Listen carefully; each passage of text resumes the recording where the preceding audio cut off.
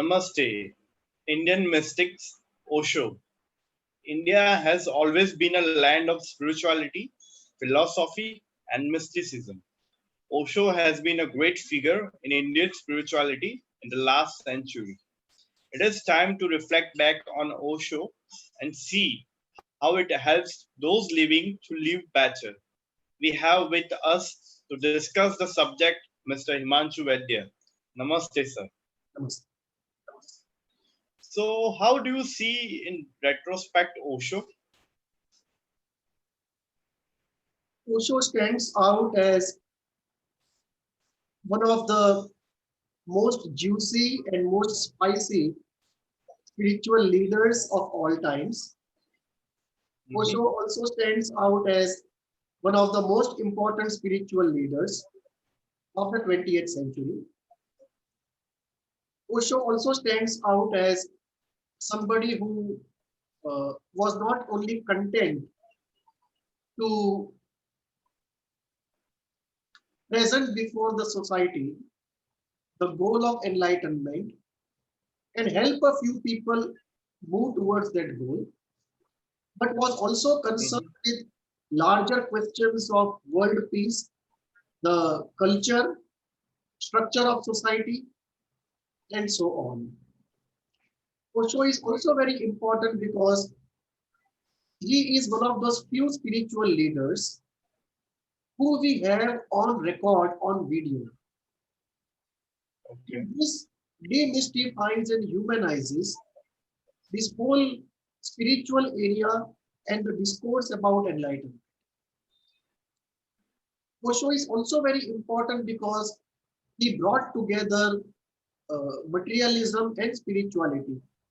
One side of all of us that wants pleasure and is boiling inside with desires, Mhm. unsatisfied desires.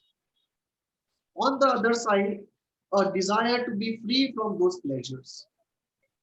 This paradox that we all have, that we are boiling with desires of pleasure, and we also have in the same system a desire to be free from those pleasures. Right. This paradox of Buddha the Zorba, that there is a Zorba in all of us, and there is a Buddha in all of us, both of course in potential, not fully activated and realized. Okay. This synthesis uh, on the public platform as a spiritual philosophy, not something to be tolerated as a necessary evil, but something which was inherent into the very nature of things. Mhm. This philosophy of Buddha the Zorba, this philosophy of spiritual pluralism, of accepting all schools of spirituality, all approaches as valid, encouraging all sorts of spiritual activities on the commune, and creating a society which is different from the traditional society as it has existed. Mhm.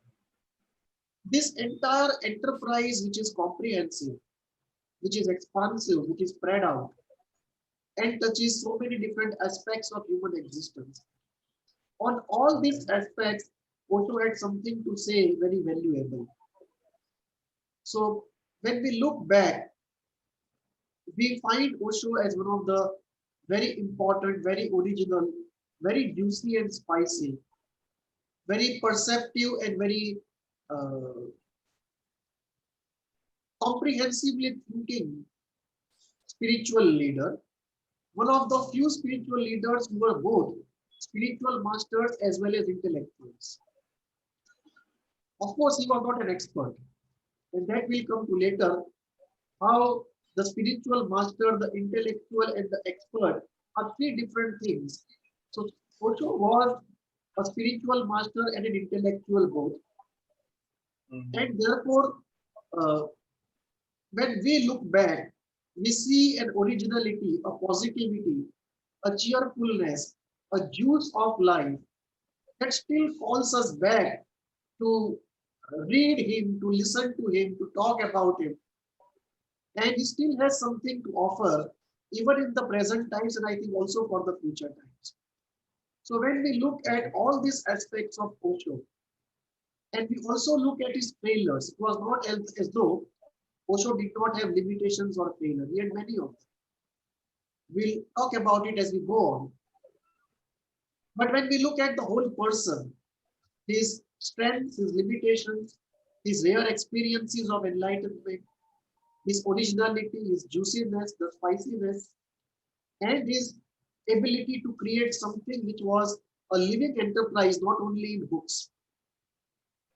When we look at all this, we see Osho as one of the most important spiritual leaders of the 20th century and somebody who has uh, many valuable things to contribute to both present and future. Right.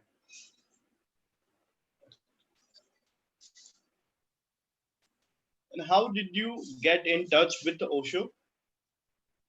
Uh, One of my professors in my engineering college was a sannyasi of Osho. And we used Uh-huh. to see him in all those maroon robes and that mala. At that point of time, it was very much in vogue. And that would provoke in us something about Osho, questions about him, often contradicting him, trying to prove him wrong. That was Mhm. one major introduction to Osho in a very living way, so to say. We used to go to the house of that professor, and he and his wife both were sannyasis, and he used to talk a lot about Osho, for and against Osho, and so on. Second source was his books and audio cassettes. In those times, we used to have audio cassettes. And it was a pre-CD era. So audio cassettes were there. And thirdly, very importantly, personally for me, was when I was about 20, 21 years of age, I think around second or third year of my engineering graduation. I had this experience of uh, no thought in my mind, Mhm. where you are in a psychological state where you don't have any conscious thought. The whole body seems to be in harmony. You experience bliss, and uh, there is awareness of that bliss. It is not that you are unconscious, you are fully conscious. You are aware, you are in the moment, but there are no conscious thoughts. And Mm. this state of mind, after I experience this again and again for short durations, I started understanding what mystics had to say, because they were saying what they were saying after experiencing this state. What I had experienced temporarily in short durations, they were able to experience on demand for a longer duration, some of them almost 24/7, at least for some days. And this brought me in a kind of communication with mystics, including Osho, where I could Mhm. understand what they are saying and where they are coming from. And this state of no thought is actually one of the cornerstones of the entire spiritual world. This is not the only experience, as we'll see later on as we go in for other questions, but this definitely is one of the most important cornerstones of the spiritual world. And for many people, including Osho, having this state on demand and making it perpetual is the very definition of enlightenment. Okay. So for them, this is the goal of life. For many mystics, this is one of the experiences, not the goal of life. But uh, leaving that discussion aside for a moment, coming back to myself, after experiencing those states repeatedly for short durations, of course, still not being able to make them come back on demand, still not able to have them on a perpetual basis, but still I had experienced them repeatedly in a temporal way. And that gave me unique insights into the mind that allowed me to see the limitations of Western psychology, It allowed me to understand what the mystics were actually trying to say in their seemingly contradictory statements. Right. And that allowed me to really understand Osho in a deeper, real way, what he was really trying to say. And that got me interested even more and more in Osho, because I was able to understand what he really was trying to say, which often was hidden behind those words. It was not in the words, it was behind those words. Right. It was more like a state of consciousness that one was trying to express. And words were a poor substitute to express that state of consciousness. Not that words cannot express, they can, they do, but it's difficult, and many times they don't. So this is how I started reading one after the other, and then I think I must have read almost all of him, uh, except for maybe a few collections and editions, which may be a collection of two, three different lectures put together by somebody in the form of a book. But at least till 1990s, I was a very voracious reader, and I would have finished anything that passed my way. So this was my real entry into Osho, and then it went off for many years. I found his limitations, I got interested in other things, went off. And after many years, again I came back to him, I developed an interest, and this time it went into meditations. Because by this time I was also trained into psychotherapy with having this background of spiritual experiences and spiritual knowledge. And that gave me a different way of looking at his meditations and also innovating on his meditations, incorporating his meditations into psychotherapy, incorporating psychotherapy practices into those meditations, and so on. So that it became a new encounter with Osho through the meditations. And now I see him as a very important person in spiritual history who has contributed a lot of original stuff, created a very good format to live, at least not for everyone, but for some at least, definitely. And at present, I am sort of roughly associated, distantly associated to a few communes, and I believe very soon I will be even more intricate part, more assimilated part of any commune.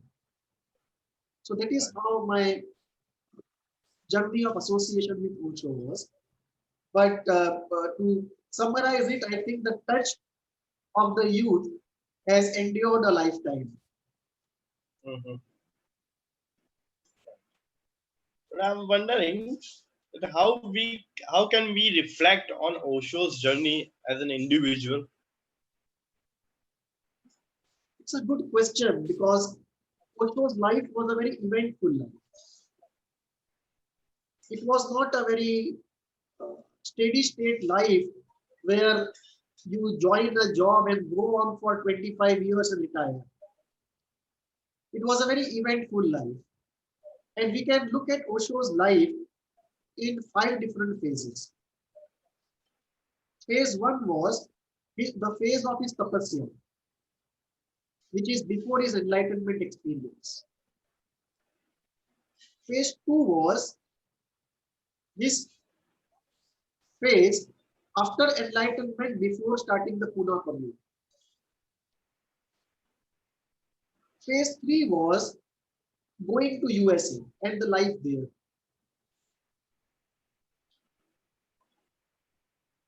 The phase four was coming back to India. And phase five was his passing off the last few years. And all these were different. And if we look at all these phases, the first phase of tapasya was where he experienced very deeply psychological events of his life, especially the death of some of his very near people. I think one of them was a grandfather or grandmother, and second was his childhood friend. And This created a very deep impression on him, and also the way he saw his parents live together in the marriage structure, which also would not have been very cordial, because that also created his formative thinking on the marriage system, his own experience at his own home. Similarly, lack of medical facilities in his village, which he realized when somebody very near to him was dying, who was being taken on a bullock cart or something, and bit by bit life was going away from the body. And he could see the limitations of what Gandhiji used to say, Gram Swarajya.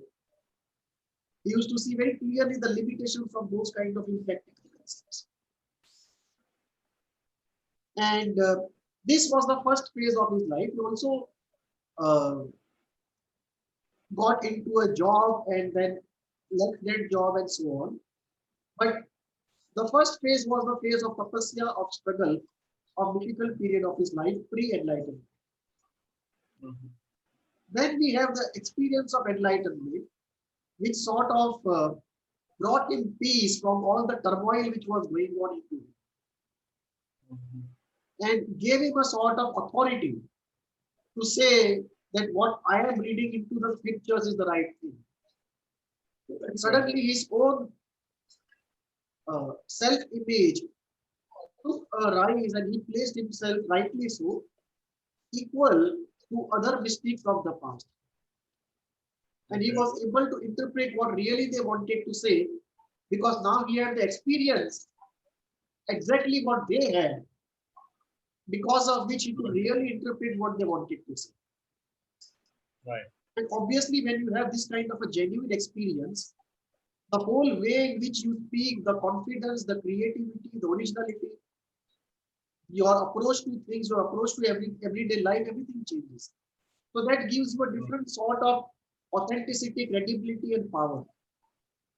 Right. So this was the second phase of his life, where he started uh, holding meditation camps, commenting on scriptures, commenting on economics, politics, and so on. If you still get hold of them, there are cassettes of that time, post enlightenment, pre Puna, where he deals with topics like Bharat ke jalte prashna, burning topics of India.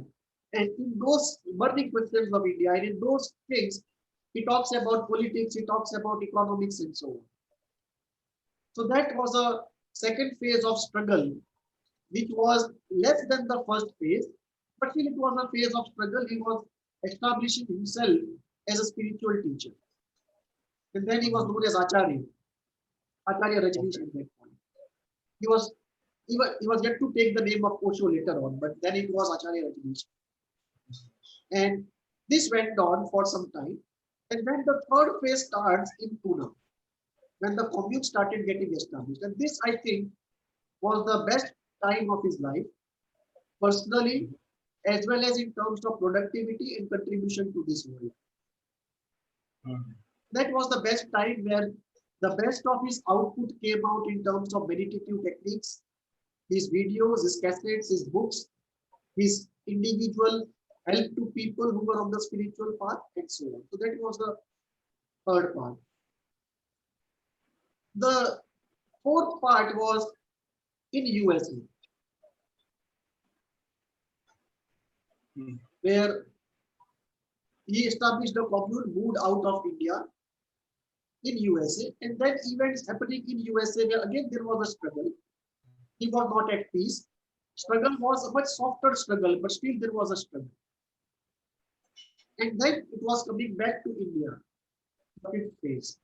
It was like a sunset time for him in terms of health and in terms of his uh, output and in terms of his uh, influence on people and society. So we can look at his entire life in these five phases. And the third phase at Pune was the best phase of his life. In the second phase, as well as in the fourth phase, there was a clear defeat at the hands of the external world, where Osho had to accept defeat and give up. In the second phase, he could not change the Indian society. He went around lecturing, but no great change came in Indian society. And that is where he realized that he can only work with the limited people in the commune who are open.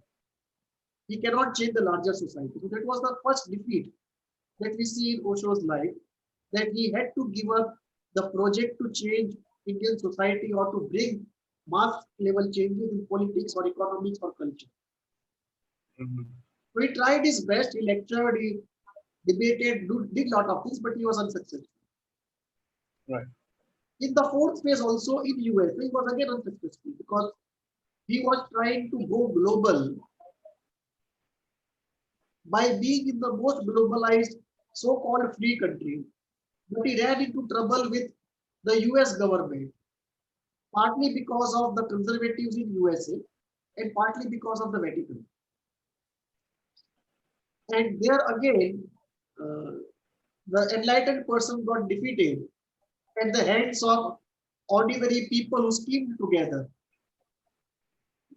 And he had to enter into a plea bargain, accept his guilt, and be allowed to return to India. Mhm. This was again a defeat, and this is where we also see the ordinary part of the enlightened person.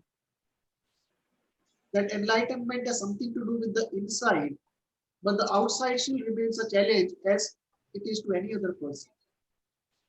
And the powerlessness in front of the outside world is as real for the enlightened person as it is for an unenlightened person.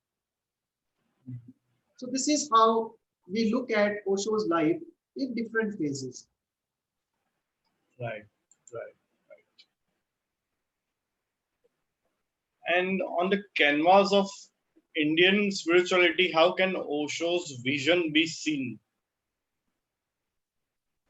Osho's vision has many elements to it. The spiritual element is to have enlightenment as the goal of life. And for him, enlightenment means a state of no thought accompanied by bliss and awareness, which can be had on demand and on an enduring basis. And thought comes up only when it is required. So we are a master of our thought. Our thoughts are not compulsive. We are a master of our desires. Our desires are not our masters. So this is the state that he put forward as the goal state.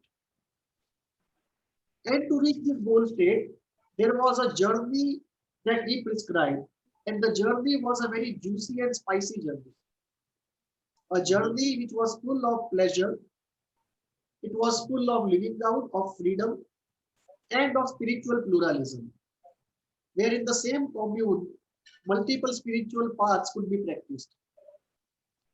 So this is something he brought very fresh and new on the Indian spiritual scene and the global spiritual scene. Before Right. Osho, the only place where we can see spirituality and pleasure going together is in some Tantra ashrams, which used to be isolated in faraway places in forests or hills. Mhm. But on a mass scale in the middle of the city, this was never practiced. You always had this binary, this dichotomy of either spirituality or pleasure. Mhm. It was never an end situation of spirituality and pleasure. It was always an odd situation. Right. So Osho brought this end situation, the Buddha, the Zurva, and that remains his very enduring contribution. However, the goal that Osho said was the goal of enlightenment, the spiritual peak, is not something which is undisputed. There are many masters who have experienced very different spiritual states and they prescribe those spiritual states as the goal state. For example, in some spiritual traditions, experiencing the psychic, which is in the center of the heart, that experience is regarded to be equally important as the experience of no thought, awareness, and bliss. In some traditions, the state of no thought, awareness, and bliss, which Osho calls enlightenment, is not regarded as the final experience, it's regarded as an intermediate experience. And the still higher experience is to experience oneness with existence. What Yoganand Paramahansa says, uh, center everywhere, circumference nowhere. Mhm. And this is an experience which many people have experienced, this oceanic oneness, not the oceanic oneness of the Freudian child, but the oceanic oneness of the accomplished yogi. Right. And therefore, when it comes to the goal state in spirituality, Osho has many contesting schools and masters, some of whom, so they prescribe a different goal state than what Osho says. And some of them call Osho's goal state as an intermediate state. Okay. So, for example, in Sri Aurobindo's system, experience of the state of no thought, awareness, and bliss is the first experience. The Mhm. second experience is the experience of the psychic insight. The third Okay. experience is the experience of oneness with existence. And the fourth experience is to experience those levels of psychological states uh, between the state of no thought and the state of oneness and bring them down into our everyday functioning.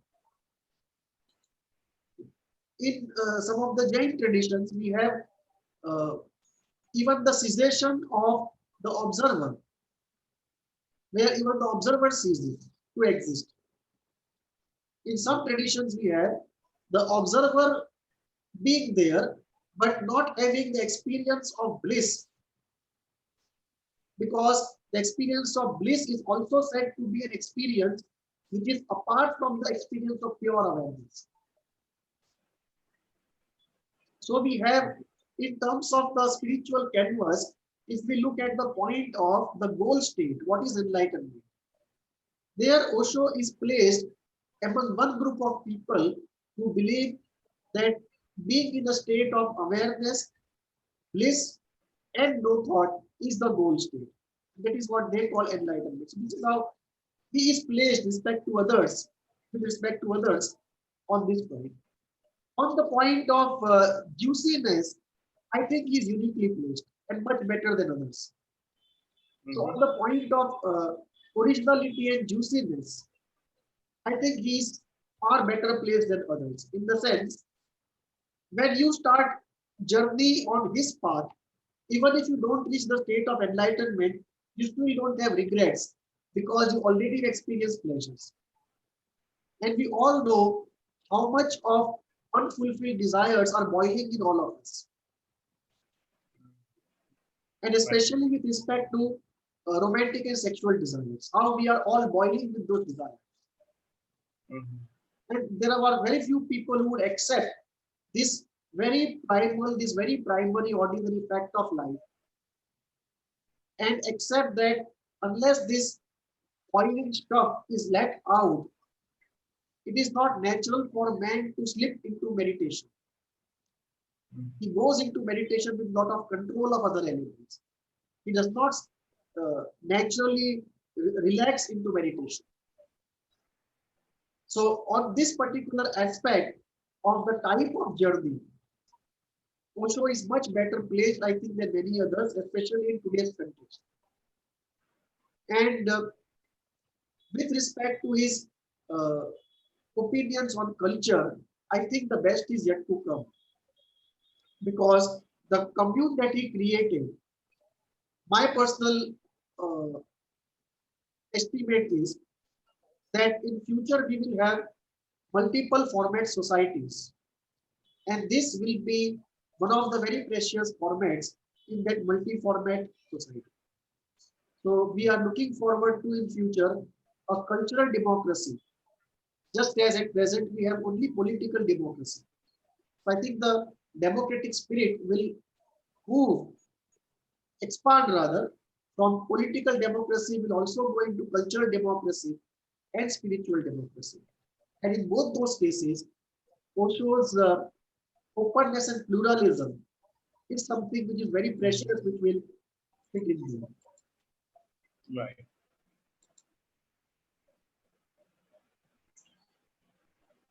And Osho had a lot to say on culture, economics, ideology. How does his idea stand today? I think much of what he said has already got incorporated as a norm. So what used to shock us, because he was talking in the context of 70s, 80s period, when the world was divided into the Cold War two blocks of capitalism, communism, and so on. And in that context, the ideas that he put forward with regard to economics, which was of a free market economic society, with respect to culture, which had to do with a free culture, free of the constraints of the marriage system. Much of those ideas have almost become a norm today. So they are no longer revolutionary ideas, they have been assimilated in culture.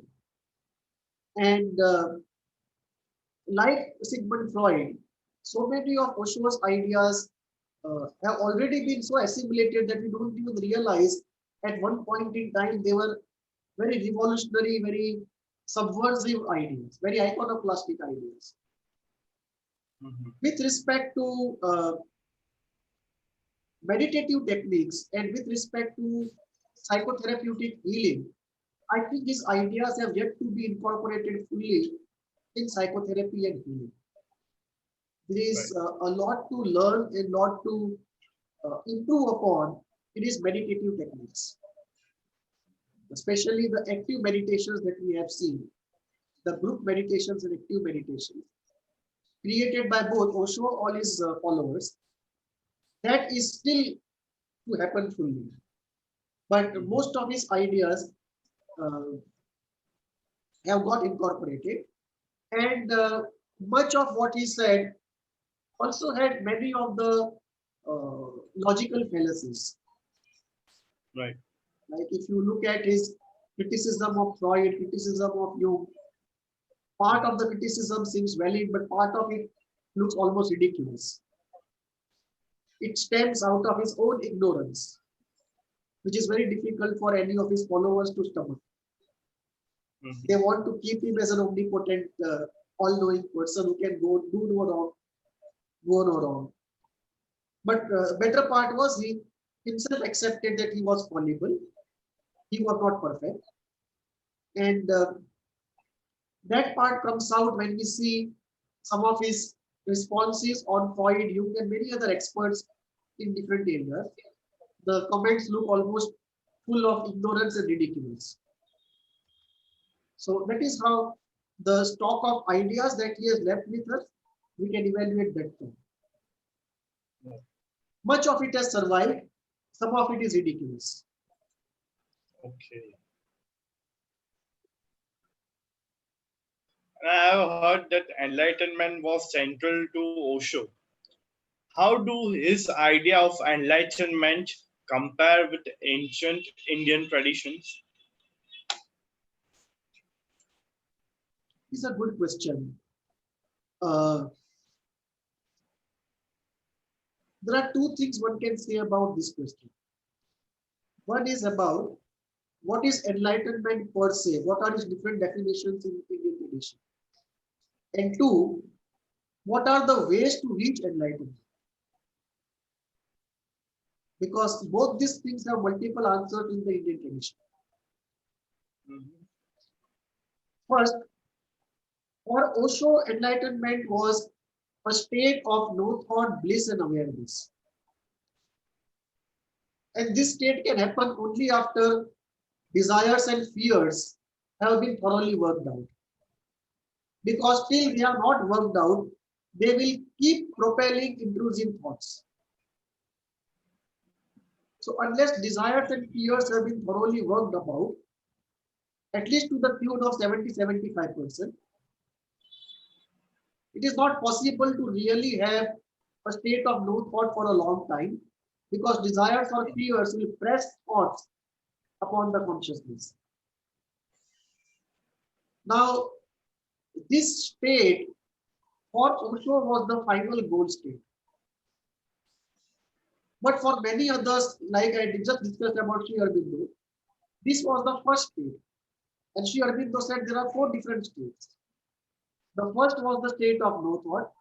Second was the experience of the psychic in the heart. Third was the experience of oneness with existence above the head.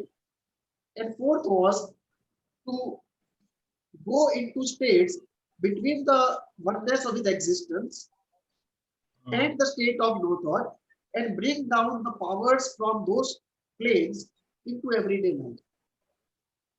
Right. So it was a very different conceptualization of the goal state. What is enlightenment?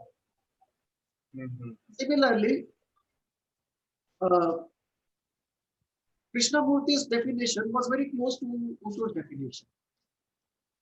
There again, we had the cessation of thought and just a choiceless self-awareness.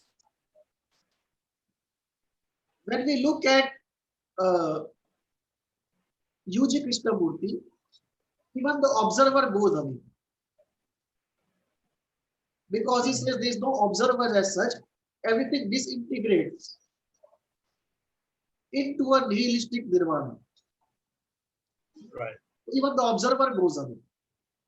In Buddha's conceptualization, we see two different things. At times, Buddha speaks almost like Osho, that there is nothing except an observer, awareness, and bliss. But at other times, he says even the observer sees this, there is nothing left. It's pure nirvana. Even the observer goes away. Only nothingness is.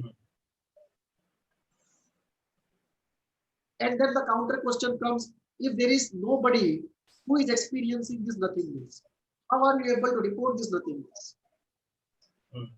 Because to report an experience, somebody has to record that experience, somebody has to feel that experience. Right. You cannot record an experience, it has to be something who is recording an experience. So there was a contradiction in Buddha himself with respect to enlightenment. And similar contradiction he had for afterbirth, reincarnation.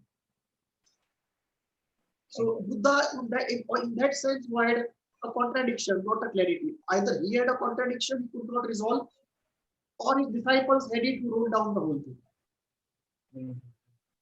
And then we have a very different tantric definition of enlightenment, where enlightenment doesn't just stop with inner experiences, but extends into power to control the outside world. So it starts with experiencing pleasure without getting attached to pleasure, to having powers to change the world without getting attached to power, to getting into a state of very long life or immortality, to the ability to do extraordinary things or to be in tune with the fundamental laws of nature and be able to change them. So for them, the power aspect, the involvement aspect with life is equally important as inner realization. Right. So for them, only internal change without external action is incomplete. So their way of looking at enlightenment is very different. And then we have some of the Jain schools where there is nothing except a pure observer, a pure awareness, not even bliss.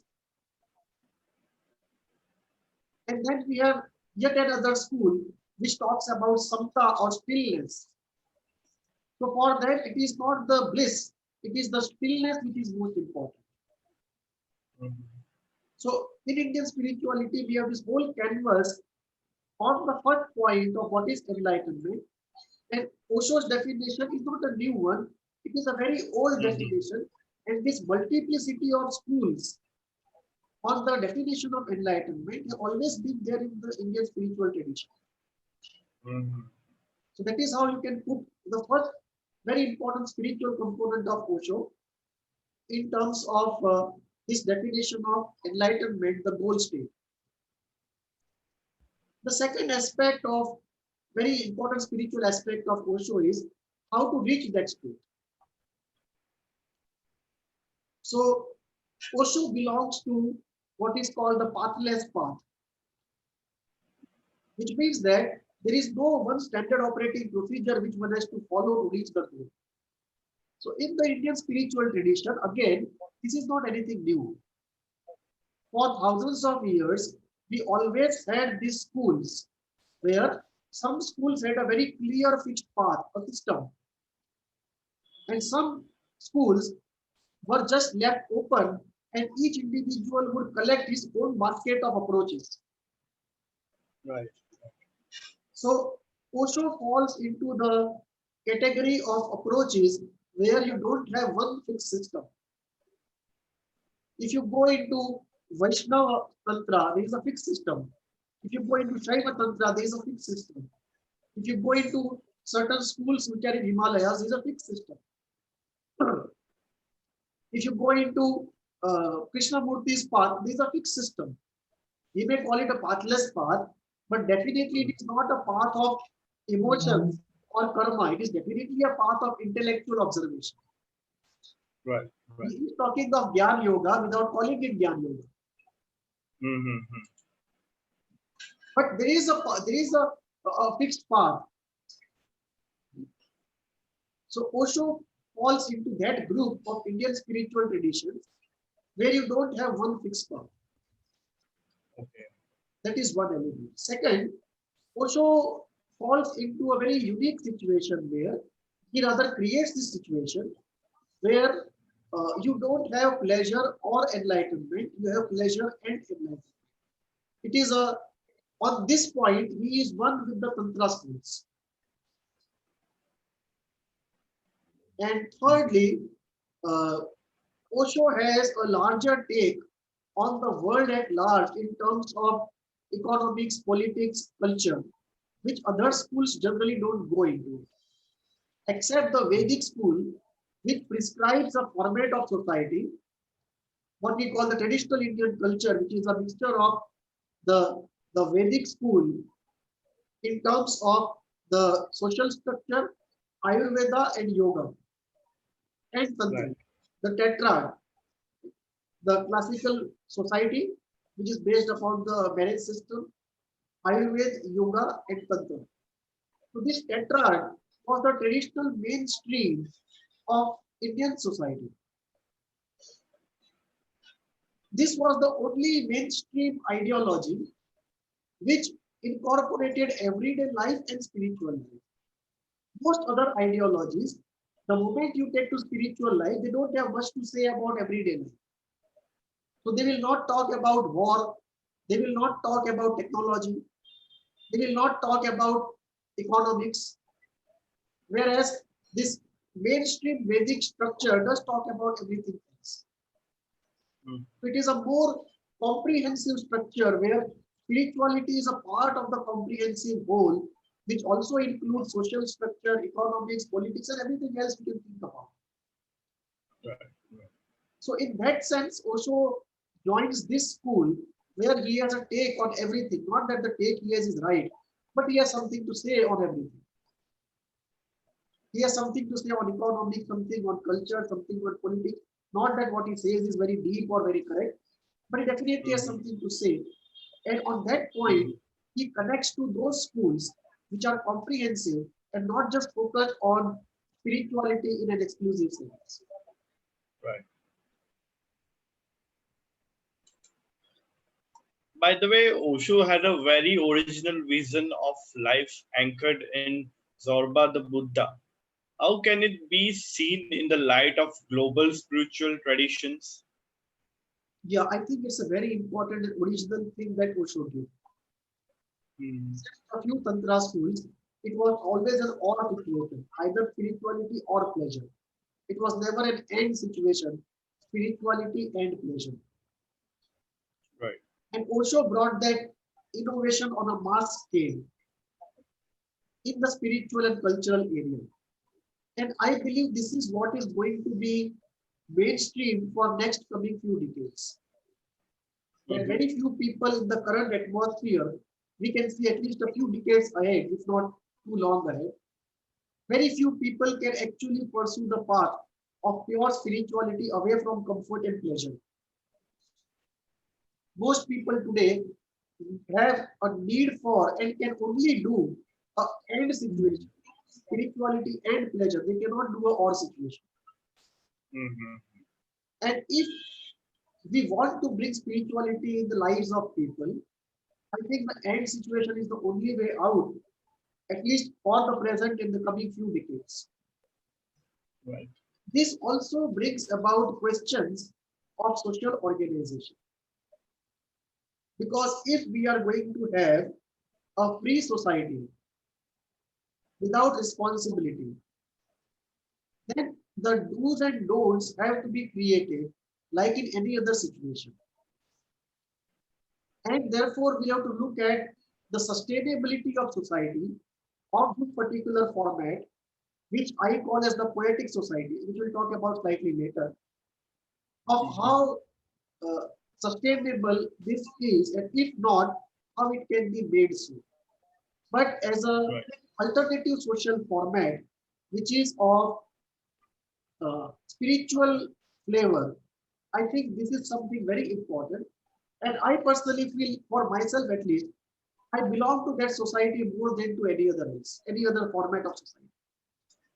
Right. And hopefully, I will be a part of it very soon. Mm-hmm. Right. Right. And how does Osho look at psychoanalysis? And how does psychoanalysis look at Osho?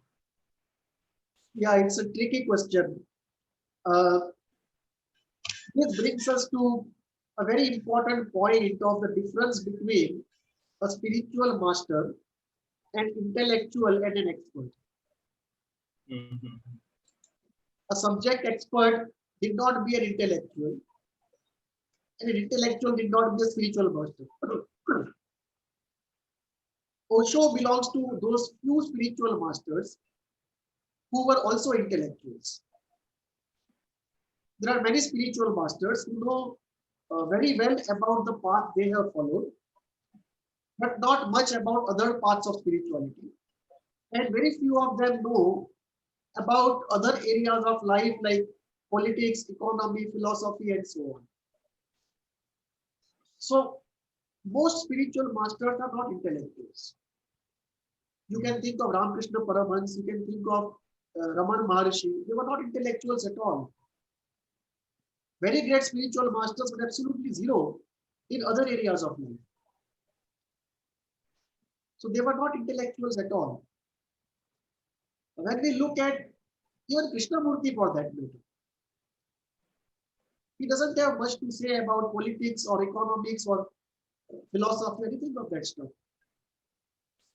So even that, even Krishnamurti, I would say, is not really in that zone of a spiritual master also being an intellectual. He is only a spiritual master, not an intellectual.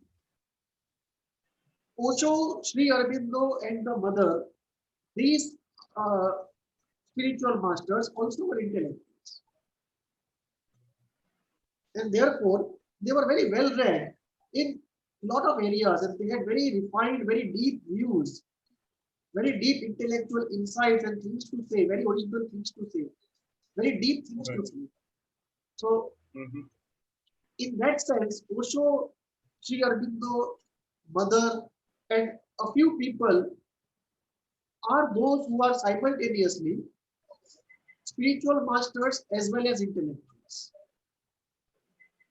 Now, the difficulty is Osho was an intellectual, but he was not a subject expert. And this is where, unfortunately, people don't stop themselves. The spiritual masters don't Okay. stop themselves, and their followers, they project so much of narcissism and omnipotence on the spiritual master that over a period of time he starts believing in things. Mm-hmm. And you see the spiritual masters putting on, getting into the shoes of an expert and saying things which are ridiculous. And this is Right. true for Osho to some extent, not always, but true to some extent partly. And true even for spiritual masters you have today in the society. Mm-hmm. With this background, when we look at your question,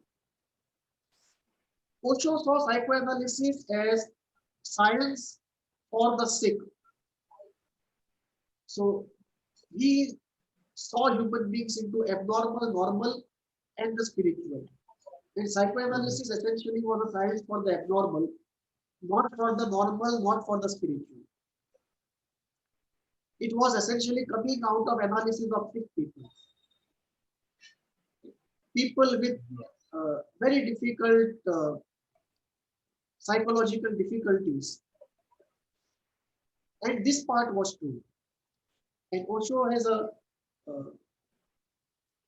very good book on this. It is called The Psychology of the Esoteric, in which it talks about the limits of human psychology. Ordinary psychology. By human psychology, it is ordinary psychology. So there he differentiates between the abnormal psychology, the normal psychology, and the spiritual psychology. And he places psychoanalysis as a science of the sick. And when this science tries to analyze phenomena which are above normal, it is just not equipped to analyze or contribute to those discussions.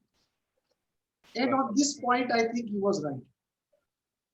That his evaluation of psychoanalysis on that point was right. Where he was not right was to say that people on the spiritual path don't have an abnormal part in themselves, which is not true. People on the spiritual path, like other people, have an abnormal part to them, and there is a part of them which can be rightly analyzed by psychoanalysis. Right. One. Two, people who undergo enlightenment experiences, it is not that their pathology is completely destroyed. Purification does take place, and much of their pathology is destroyed, but even after enlightenment, pathology in the soft form still continues and is repressed in the unconscious. There are very few people for whom the enlightenment experience means a total cessation of pathology. So even after enlightenment, for most people, you still need psychoanalysis to some extent. Then we have, so this is one part of it. Second part of it is what he said about Freud, Jung, and so on. Some of the comments were right, but most of the comments were actually ridiculous because he had a surface reading of those people. Unless you spend a few years, 3-4 years reading them in depth and practicing what they have said and applying it to yourself, you don't actually get a grip on Freud and Jung. Right. And this is what was the mistake that he made, that without having a complete grip, he made comments, many of the comments on them, on their concepts, they were ridiculous. Any person who has gone in depth can say very clearly the speaker does not have a hang of what he is saying. So those were his own limitations of getting into the shoes of an expert, which an intellectual should not. They are very different things. An expert is a very different person, intellectual is a very different person. Two of them can be one, just as a spiritual master and intellectual can also be one. But for that, the intellectual has to put in 3 to 5 years into a particular area to develop expertise, which he did not do. So this was from his side. It was too much of blanket condemnation, much of it ridiculous, and some observations which were very correct on psychoanalysis. From the other side, psychoanalysis saw him as one more narcissistic person with a narcissistic personality disorder who wanted to create a perfect world like any other narcissist and who wanted a fan following of his own and would not tolerate any other Osho coming up in the commune. So this was the take from the other side, and the roots of his narcissism were seen in early life object loss, in the the object loss of teenage is where the his friends and some of his grandparents or somebody died in that period. So those object losses were seen to be the causes, the early life as well as the teenage object losses, as the causes for this narcissism. And the his enlightenment experience was thought of to be a return to primary narcissism, and is creating a complete commune, which was an attempt to create a perfect world, was an attempt to break from reality, to create a world of one's own, with oneself on the throne. So this is how psychoanalysis looked at it. And I think there was a small truth in what they said, but it was largely untrue in the sense of pathologizing the supernormal. So I think there was some truth Okay. that there were narcissistic traits to this person, no doubt about it. Osho did have narcissistic traits, but to say that enlightenment experience is a pathological experience, or to say that the quest to create a perfect society itself is pathological, or to try to analyze enlightenment experience in psychoanalytic concepts, when actually you don't have any good tools in psychoanalysis to understand supernormal experiences or parapsychological experiences. This, I think, was uh, more wrong on the part of psychoanalysis. That psychoanalysis and psychoanalysts, of all they said about Osho and his work and concepts and enlightenment, I think not more than 10-15% was correct. Rest of it was they were commenting on something they simply could not understand, or tools have tools to rightly understand. So Right. from Osho's side, it was 25% correct and sorry. From Osho's side, it was 40% correct and 60% wrong. From psychoanalytic side, it was 20% correct and 80% wrong. This was the kind of a crossfire between the two of them. And it continues even today. Osho is no more, but there are people who still psychoanalyze Osho and try to do something, come out with something. And this problem is still continuing. Right. The good part could have been that there were a lot of things each of them could have learned from the other. Unfortunately, which did not occur. Right.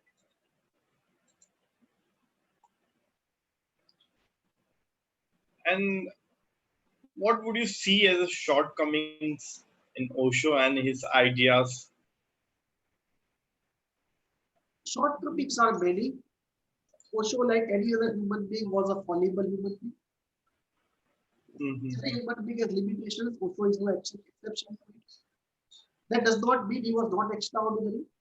That does not mean he did not have the rare experience of enlightenment. It does not mean he was not a spiritual master.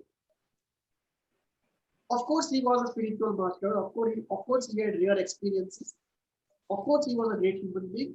But like any human being, he had limitations and he was fallible.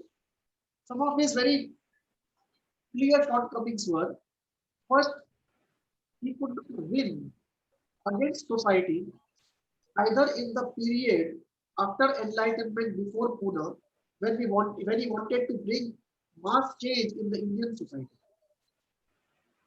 Right. He failed there completely. He could not offer anything to people, or he could not convince people of his ideas. And he did not have any means, any idea or power how to break the rigidity and the unconsciousness of society. Right. So his first limitation was his inability to change Indian society. Second limitation was his inability to influence the US government and US society. In both cases, he got defeated and he had to accept defeat and move on. Thirdly, there were a lot of logical fallacies in what he said. So many times, I think most of the times he used to speak spontaneously impromptu. And when you speak spontaneously impromptu, there is no way you can be logically very consistent or comprehensive in your coverage. That is beyond the capability of any human being. So if you try to be spontaneous and on the spot, it's going to be a partially true, partially accurate account that you're going to give. Right. That was true of Osho. Second was his inability to create a coherent theory, either of the model of the mind or of history of human race or of the path to the goal. He could not create a coherent structure, and he tried to cover it up by saying intellectuals create coherence, mystics are self-contradictory. It was just a good way of saying that the mystics don't know enough.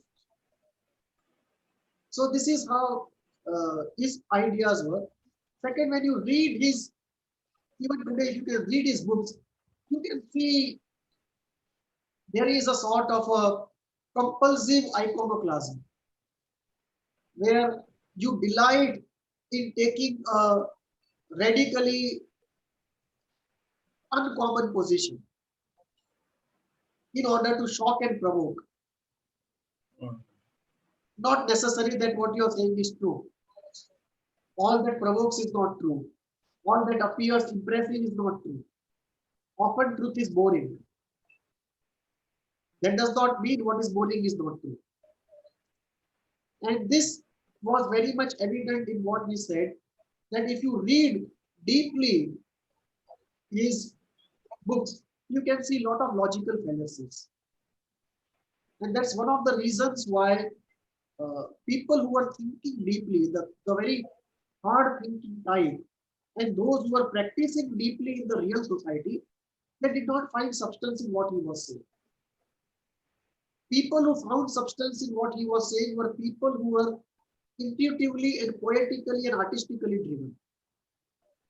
Those who are intellectually driven, those who are working in real society, in the difficult part of society, they knew that he has no solution to offer to our situation.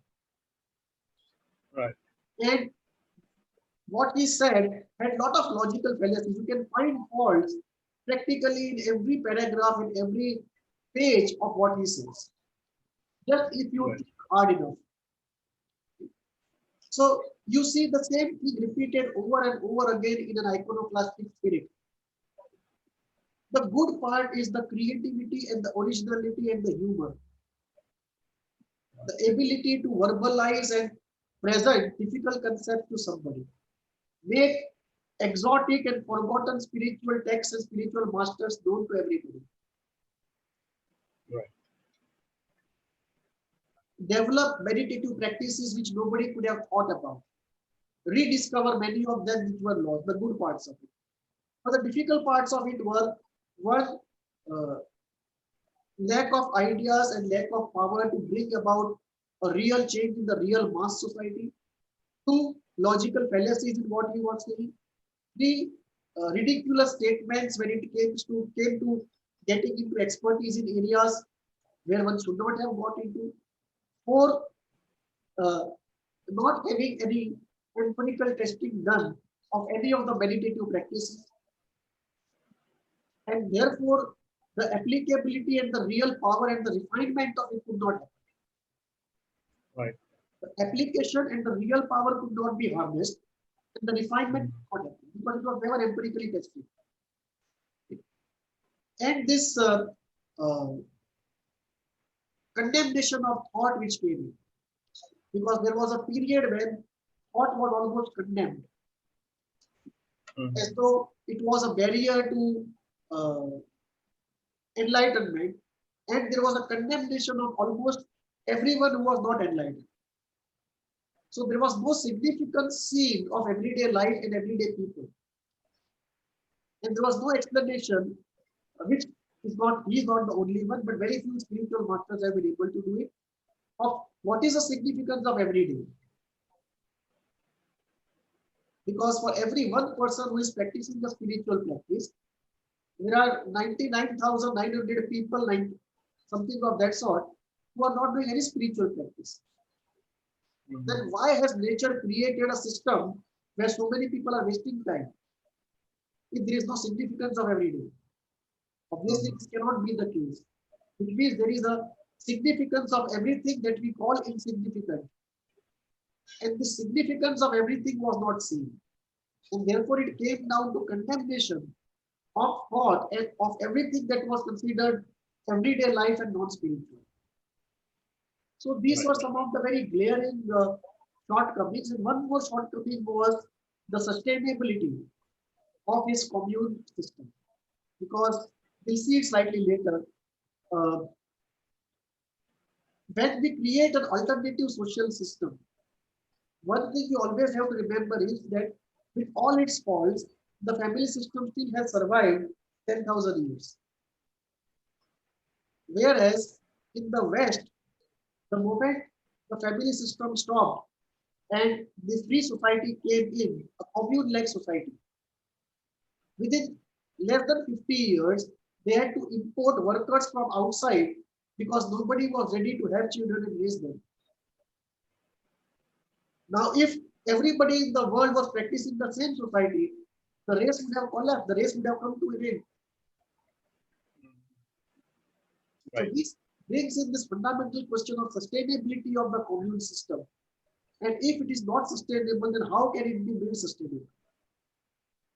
Those questions were never answered by him.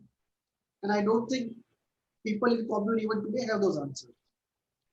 But these answers are necessary. And this, I think, were some of the strong and weak points of all that he said and practiced. Right. Makes sense.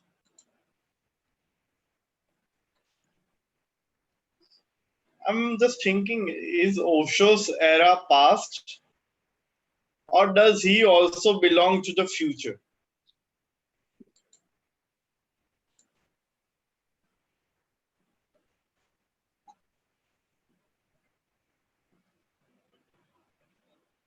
I think there is still a long way to go, and Osho does belong to the present and future also. His era is not past. What he has left for us is very valuable. One, the concept of Buddha and the Zurba. Two, the goal of enlightenment. Three, the commune as a social format. Mhm. And four, uh, spiritual pluralism, where multiple schools, multiple healing therapies are practiced in the same commune. And the same person can move from one to the other in a very flexible, unquestioned way. And Right. everyone can create his own basket of how he wants to move about in life. So even if the commune may not be sustainable, even if uh, it may be a sustainable thing only for the more refined and the more ethical part of society,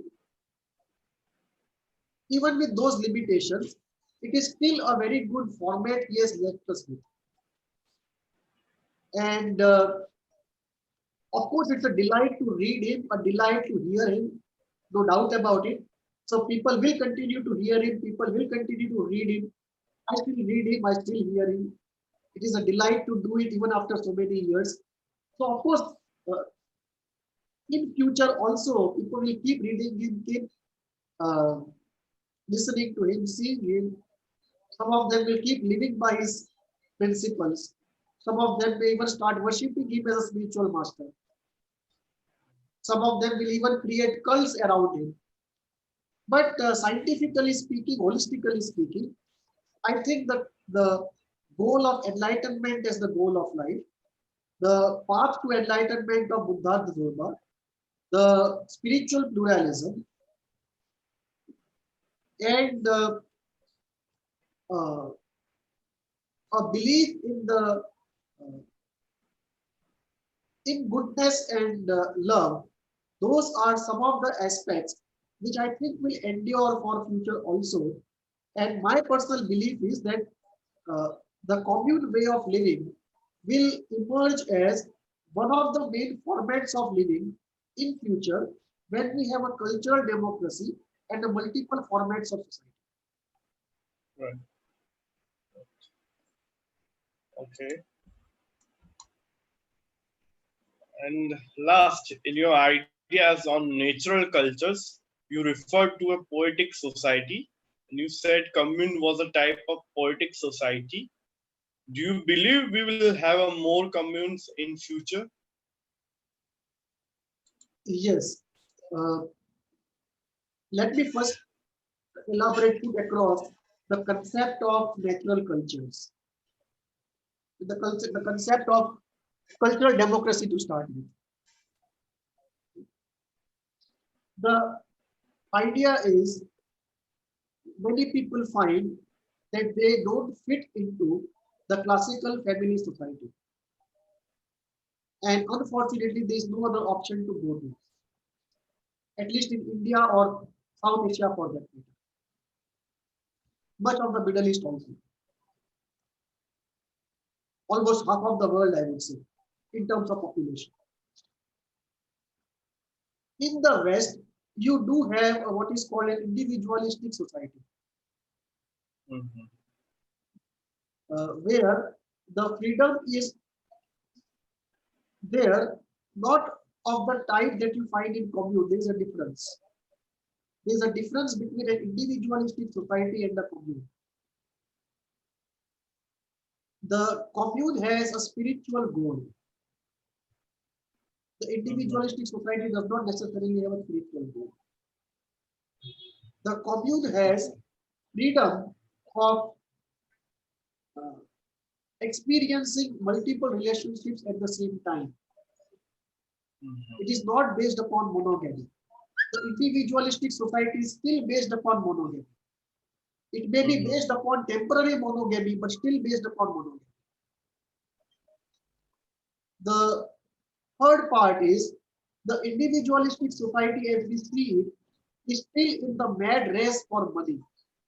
It is still in the clutch of the capitalist modernist system. The commune is not in the clutch of the capitalist systems or the modern or in the clutch of modernity. So there is a world of difference between the two. Today, when we look at the whole world and we see what types of societies are in operation, we see the tribal societies in some forests. We see the classical family society in India and South Asia and much of the Middle East. We see the individualistic societies in the West. We see uh, fanatic societies in some countries of the Middle East. And we see spiritual societies. And within the spiritual societies, you can look at commune as one. You can look at the Auroville or Sri Aurobindo society as another form of spiritual society, very different from the commune. Right. The commune is based upon free love, free sex. Sri Aurobindo society is based upon celibacy. Then you have some societies which are like Sufi orders or Krishnamurti's group, the way they live. So these are various types of spiritual societies. So when you look at the whole world, you see the tribal societies, the phonetic societies, the Vedic society or the mainstream family society, the spiritual societies of different types. Right. And when you look at what is sustainable, we know for sure that the tribal society and the classical family society, for all their limitations and faults, have endured for 10,000 years or even more perhaps. Right. We can't say the same about other forms of society. So maybe we may have a situation where from these two societies, the tribal society may not last for long. So in the future, essentially, we'll be looking at the mainstream family society, the Vedic society. From them, some people will go to the Sri Aurobindo society, some people will go to commune, some people will go to Sufi orders, some people will go to Krishnamurti orders, and so on. So that sustainable core, which will have 70% of humanity or 60% of humanity, will provide people to other societies. Right. And the other societies will be dependent upon the mainstream society for all products, services, and so on and so forth. And in Mhm. return, also provide certain services to the mainstream society. That is the kind of future equilibrium which is possible, and in my view, uh, very likable. I'm not getting the word, but very desirable to have, where you have the mainstream major society and a multiplicity of other formats which are not into themselves sustainable, but sustainable in relationship with the mainstream society. And that Right. is the kind of a format which I see in the concept of what I call natural cultures. That all these cultures are not created by a corporation or by a government law. They are emerged by themselves. So these are all Mhm. natural cultures. That if you leave people to themselves, this multiplicity of formats of social organization happen on their own. I call that natural cultures. So there is a kind of a harmony and interrelationship between all these natural cultures, which can provide an overall sustainability to the whole system. That kind of a cultural democracy is something that I believe will come about in near future. And that is the whole idea of cultural democracy and natural cultures. When we look at what Osho has said and done, he has provided us one proof of concept of one cultural format, which I call the poetic society, or you can call it the commune society, or you can call it the spiritual society of a particular time. That I think is something very valuable. And the more we, as a race, consciously, deliberately think about, and today we can do it online, we can have global groups thinking about culture, consciously creating culture, which till now we have not done, except in the Vedic times. We have not done conscious creation of cultures. We have stumbled into cultures by default.